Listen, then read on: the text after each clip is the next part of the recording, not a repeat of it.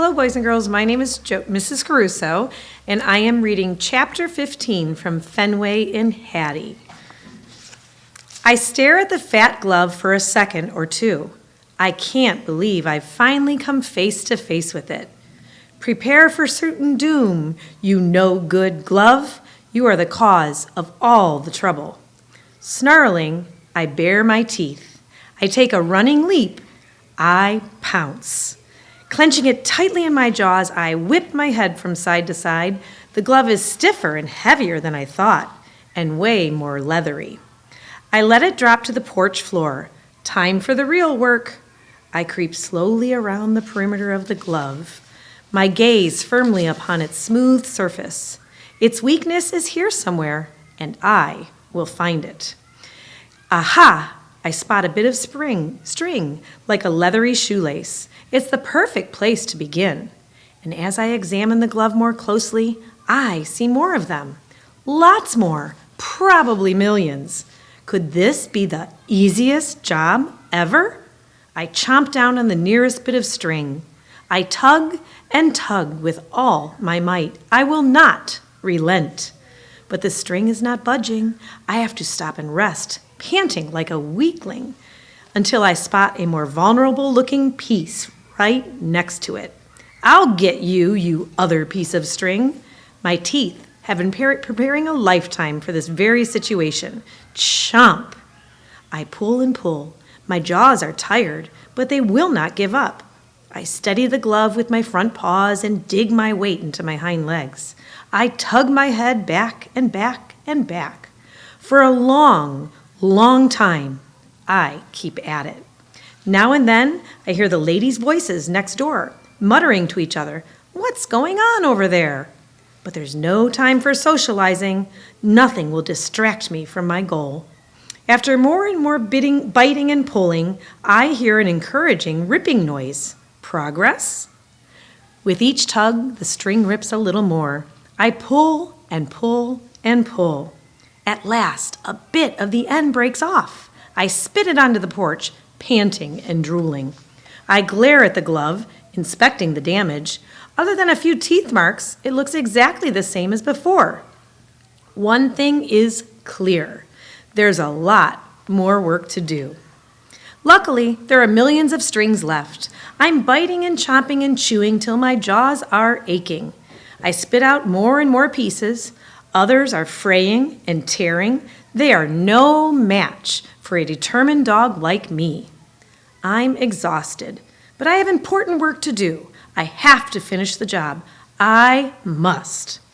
Eventually, my tongue is slobbering. My lungs are panting. My sides are heaving. I stand back to admire what's left of the glove. Most of the strings are ripped or gone. The fat leathery part is full of holes and tears. There's no doubt about it. This glove has been sufficiently attacked. I sink down onto the porch. All I want is a well-earned nap in the sun. But for some reason, the ladies choose that exact moment for conversation. "Fenway?" Patches calls, not sounding concerned. "Is everything all right?" Somehow, I find the energy to trot over to the fence. "Everything's way better than all right," I say, thrusting out my chest. "Actually, everything is perfect."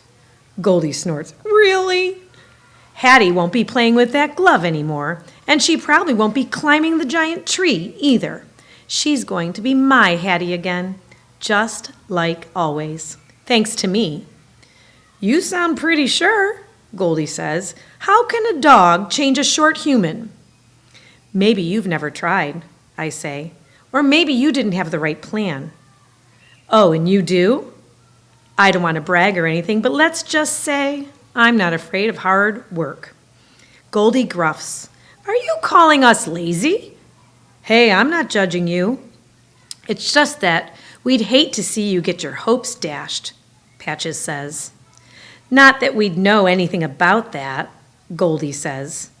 "The fact that you lost your angel and couldn't get her back has nothing to do with me and my Hattie," I say. "It's like comparing balls and frisbees." "Fenway," Patches says, hesitating like she's not sure she should continue. "We've been trying to be delicate. We've been trying to be understanding and supportive, but it's time for you to own up to the truth. Nothing can bring a short human back.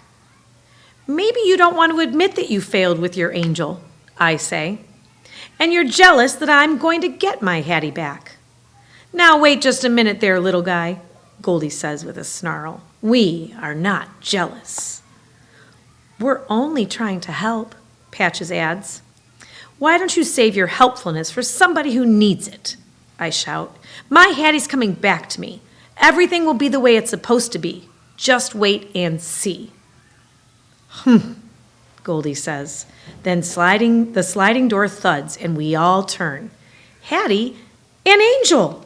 Looks like we're about to get that chance, Patches says. Watch and learn, I say to the ladies. I rush up the steps. The short humans scamper onto the porch, wearing caps with tails of hair swinging from the back. Angel has a fat, leathery glove on one hand.